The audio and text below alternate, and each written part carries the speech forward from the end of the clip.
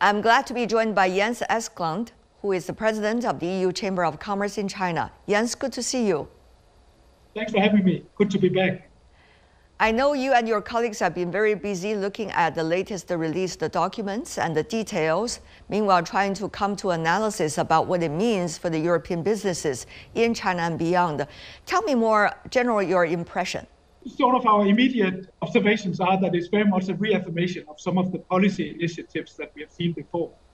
Earlier in connection, for example, with the NPC in March, the National People's Congress, where we saw really a high emphasis on new quality productive forces. And we see that continue here with a high focus on developing more sophisticated manufacturing, on growing into higher value-added manufacturing. But I think also other aspects were notable to us. We saw that there was a focus on also looking at the healthcare system, elderly care, and education. And these are things that we think are important in the sense that one of the challenges that China is facing today is low demand.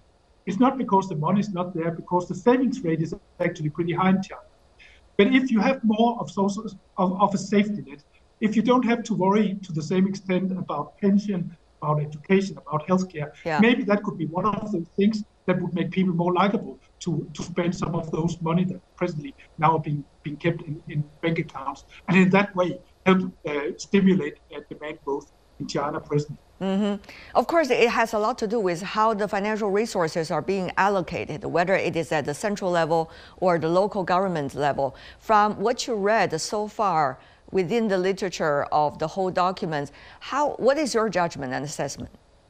One of the things that stood out was that there was an explicit mentioning of the need for the central government to take greater responsibility, pay a higher share of some of these expenses, and also that they would be looking at fiscal reforms in the way that fiscal resources are being allocated to local governments. And we think that's a responsible thing to do, to look at that, how you reallocate fiscal resources to help some local places out of what is, in some cases, a difficult situation.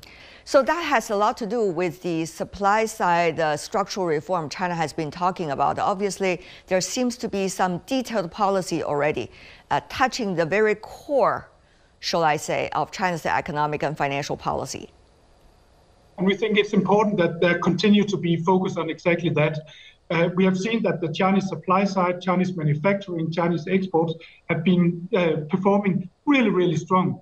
And our expectation is actually that China's share of global export is going to grow also ahead. Now we think the focus needs to be on also growing the demand side.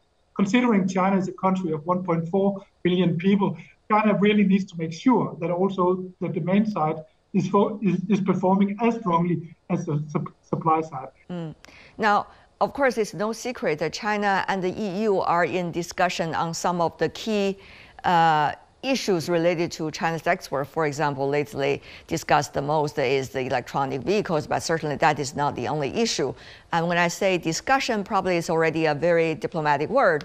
Having said that, though, so how do you see this new policies and also ideas coming out, focusing on China's core attention in the next 5 to 10 years, likely to tell European businesses better about what China's intentions are and how the overall plan is likely to be implemented? Because I completely agree with you. The relationship in particular of the trade agenda has become a little bit more tense. And I think what we need right now is that both sides, they really make an effort to understand each other and to recognize that both sides have legitimate concerns. Europe needs to listen to China. China also needs to understand that there are aspects of the way that trade is conducting right now that simply is not going to work for Europe in the long term. So I think, trust building, engagement, and then finding solutions to some of these specific points of contention that we have right now. We look back and, the relationship between Europe and China has created so much value for both sides. We see the potential for significant value creation in the future, and we need to find ways that we resolve our difference now. It takes two to tango, so this is not something that one side can resolve We need to sit down and find ways forward here. Of course, this new ideas and also plans coming out of China is with the context of a dramatic change in the world. As we speak, there are so many moving factors of elections, of geopolitics, of trade rules, likely what is to be done, and also different emphasis by important capitals around the world about in the next 5 years, what are their biggest goals and driving forces. So Jens, how do you see China's flexibility and international businesses' flexibility working with China? I think we have seen, in particular, since China's accession to the WTO in December 2001, that China has within it the ability to act pragmatically in ways that enable growth. And we hope that China will continue to reach back to these past experiences that has worked well and pragmatically work towards solutions that work for China and for China's partners. I want to dispel one myth. I mean, we talk a lot about, reshoring, friendshoring, onshoring, and all that. But what we see, for example, when you count the number of containers being transported, is that global growth is actually growing. Our estimate is that global container shipments are going to grow by maybe 6% this year. Global economic growth is estimated at around 3%. So we actually see trade growth in volume terms increasing at twice the rate of economic growth. So globalization is not going anywhere. And I think that is something that we should take some comfort in. In spite of all the tension, we actually see global trade performing pretty well. That being said, we want trade growth to continue. And therefore, when we see the imbalances as we see today, where Europe perhaps is importing 4 times more containers from China than it exports, that it's important we find ways to discuss how do we create a better balance so we have a solution that continue to yield dividends for everyone. You have noticed that in the resolution coming out of the third plenum, reform and opening up are being spelled out very clearly at the very first paragraph of the whole long document, and has been regarded as the key for China's success and will be the key for China's future. So how reassuring is that to businesses like yours with your other colleagues that are working here in China? We think the proof is really in the pudding. We saw an example last year with the publication of the so-called 24 measures that will, if implemented thoroughly, address many of the concerns that the European business community have. We hope that the implementation, the in-depth implementation of the 24 measures will help some of the other aspirations that are mentioned in the readout from the third plenum, in particular as regards high quality growth and in terms of the ability we have to contribute also to the development of new quality productive forces. Can you give me 1 or 2 examples about how European companies can participate in the new productive forces? I think as it is today, it is generally difficult for European companies to participate in public procurement. And one of the things that China can do very specifically is to open up for public procurement for European companies.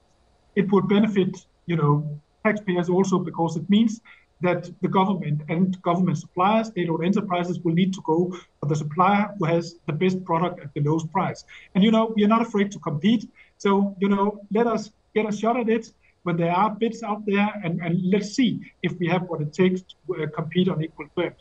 So I think that would be one concrete, specific example.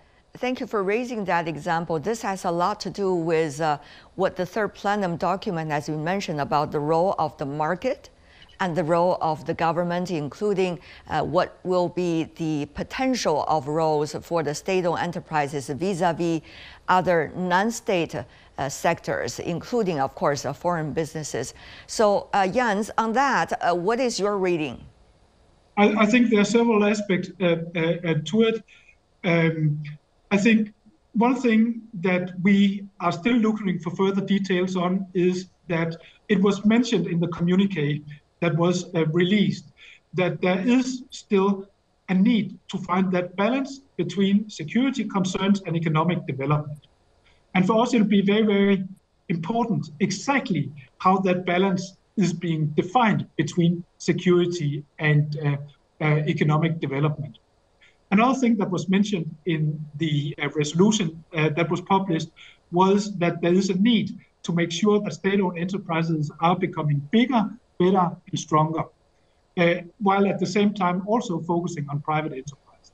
So what will the specific balance be between bigger, better, stronger state-owned enterprises and giving full play to private enterprises, domestic and foreign? We are still waiting to see exactly what that means in terms, and I guess the coming weeks and months will, give us a better picture of exactly what that's going to mean. But this is something that obviously we are going to follow very closely. How do you see the competitive edge of European businesses in China and also globally with the Chinese counterparts? I think it's important that you look at specific industry sectors, because it is a dynamic marketplace, and there will be some areas where Europe might not be as competitive as it was before, but there will be other areas again where Europe is hugely competitive and able to deliver tremendous value to customers in China, in Europe, and elsewhere in the world. I think you can maybe compare it a little bit to developments we have seen in China. We have seen in recent years that a number of companies are moving out of China, not because of geopolitics, but simply because labor costs have increased, and therefore lower value-added labor-intensive manufacturing is typically moving out, whereas China, in line with the focus on new quality productive forces, are refocusing on areas that are more sophisticated and creates a higher value add. And I think that's exactly where Europe is today also, that Europe has increasingly moved into areas that are exactly, you may say, similar to what you see in new quality productive forces. That, of course, also to some extent might create a source of tension if it then means that Chinese and European companies around the world will increasingly compete within these same industries. But we will have to see. But I'm full of confidence that, European companies have the ability, the vitality, and the determination to compete around markets around the world, and that China would be part of that. We should keep in mind that today's supply chains are hugely intertwined, and there are huge mutual interdependencies. So, I don't necessarily see this as mutually exclusive, but, also a significant potential for collaboration going forward. Jens Eskelund, President of the EU Chamber of Commerce in China. What a pleasure. Thank you so much, Jens. Thanks for having me.